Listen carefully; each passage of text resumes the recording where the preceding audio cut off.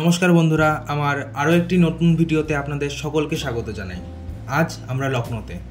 লখনৌ কথাটি মনে আসলে এরকম মনে হয় না যে নিজেকে নবাব নবাব অনুভূতি হচ্ছে? এই নবাবেরই শহর হচ্ছে লখনৌ। আজ আমাদের বেশিক্ষণের ট্যুর ছিল না, একটা দিনেরই ট্যুর ছিল, তাই যতটা সম্ভব হয়েছে আপনাদের সামনে তুলে ধরার চেষ্টা করেছি। তবে চলুন দেখতে থাকি এই নবাবের শহর লখনৌকে।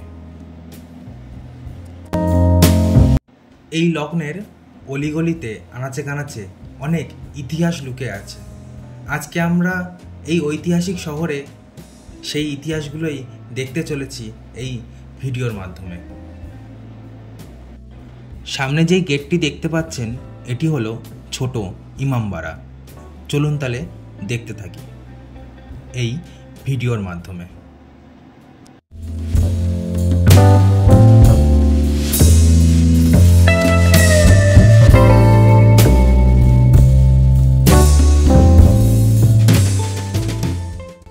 ভারতের উত্তরপ্রদেশের লখনৌতে অবস্থিত ছোট ইমামবাড়া, যা ইমামবাড়া হোসেনাবাদ মোদক নামেও পরিচিত ছিল।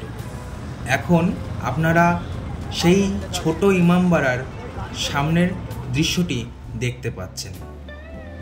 এখন আমরা ছোট ইমামবাড়ার ভেতরে প্রবেশ করেছি এবং ধীর গতিতে এগিয়ে চলেছি ছোট ইমামবাড়ার মহল বা দুর্গর দিকে।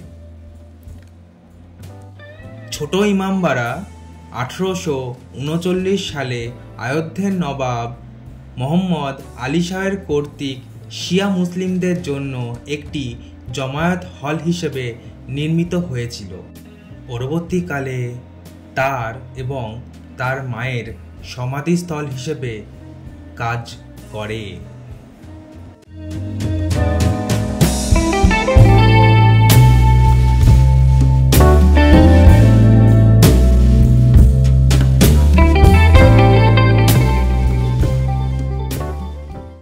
এখন যেই জায়গাটা দেখতে পাচ্ছেন এটা হলো লখনৌর হোসেনাবাদ পিকচার গ্যালারি।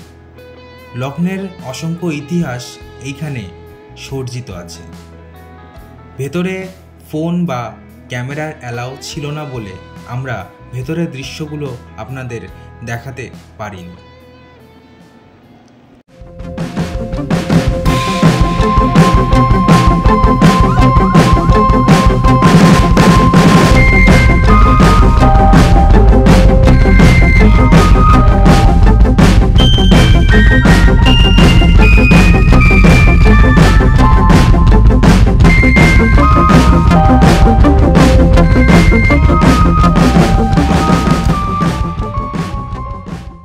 এই জায়গাটার নাম ঘণ্টাঘর, আর এখন ভিডিওতে যেই স্থানটি দেখতে পাচ্ছেন সেটার নাম হলো শাহী তালাব অথবা স্নানাগার।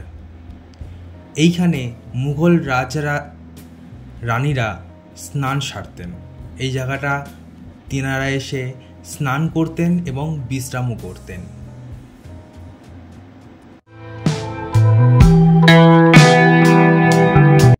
ছোট ইমামবাড়া, স্নানাগার এবং পিকচার গ্যালারি দেখতে দেখতে এই মুহূর্তে আমরা ছুটে চলেছি বড় ইমামবাড়ার দিকে।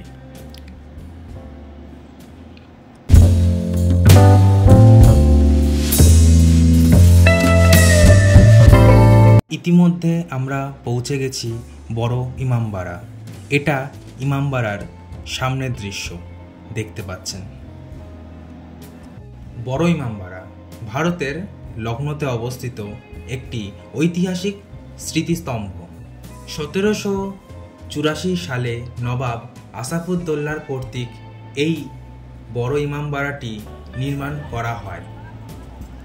আমাদের পাশে একজন গাইড ছিলেন, উনি বলছিলেন যে বড় ইমামবাড়ার মধ্যে দিয়ে অনেক সুড়ঙ্গ পথ ছড়িয়ে আছে পুরো লখনৌ জুড়ে। সেগুলি এখন সরকারের দ্বারা বন্ধ করে দেওয়া হয়েছে অনির্দিষ্ট কালের জন্য। এই ইমামবাড়াটিকে এমনভাবে তৈরি করা হয়েছিল যে কোনো শত্রু আক্রমণ করতে আসলে যাতে তারা সফল না হতে পারে। তাই জন্য এই ইমামবাড়াটিকে একটু বুলবুলাইয়ার মতন ডিজাইন বা নকশা করা হয়েছিল।